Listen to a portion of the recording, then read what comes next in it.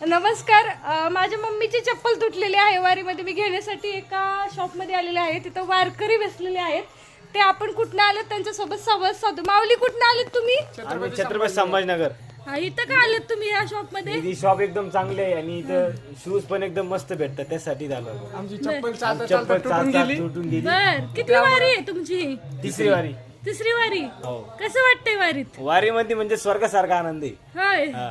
कुठलेत तुम्ही प्रॉपर? आम्ही प्रॉपर छत्रपती संभाजीनगर तालुका गंगापूर आणि गाव जामगाव.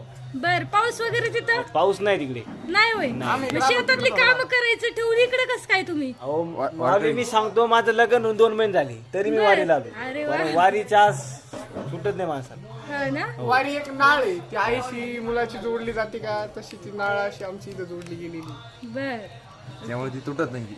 तुटत नाही. तुम्ही कुठले माऊली? संभाजीनगर. संभाजीनगर. एज्युकेशन